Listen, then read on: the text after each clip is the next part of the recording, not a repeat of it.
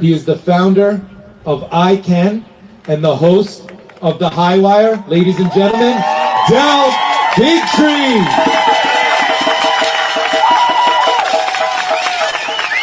Thank you, everybody. This is really quite a spectacular day if you think about it. We've got the Supreme Court right behind us, hearing one of the most important cases in the history of this nation. That's right. If we do not have a right to free speech, then we no longer have the right to freedom. That's right. There's a reason this was the number one, the First Amendment right that we were given. And now it stands on trial. And what is shocking, really, to me, is how many news agencies that are lined up here today, videotaping all of us, supported that destruction of free speech, spread the lies to America, and acted for the first time in my knowledge as propaganda machines for lies and misinformation and disinformation, while claiming that all of us were the ones that were telling the lies. I had a little bit of fun, actually, this morning, looking back at when I was censored with The High Wire.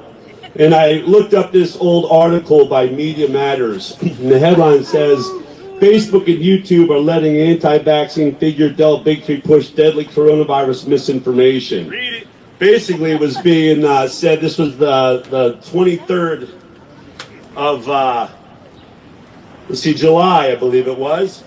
And then it has the update on 7/30/20 following Media Matters reporting on Del Bigtree using Facebook and YouTube to spread dangerous medical misinformation. YouTube terminated his account for violating the platform's policies. His account on Facebook, where he shares the same misinformation, remains active. That was shut down about a week later.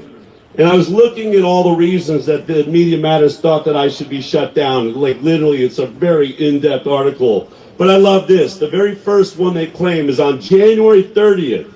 Bigtree baselessly floated a theory that the coronavirus outbreak started with a vaccine development accident at a lab.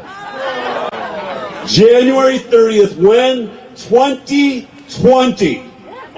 That's how long ago I was right about this topic. Thank you very much.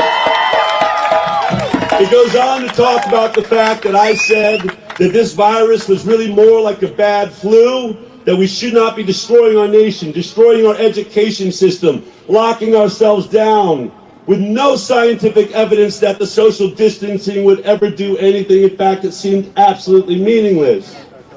All of that I was saying at the very beginning. And now we know all of those things are true. Now almost every scientist in the world knows this virus originated in a lab. The FBI now tells us we know this virus originated in a lab. So exactly what was the misinformation?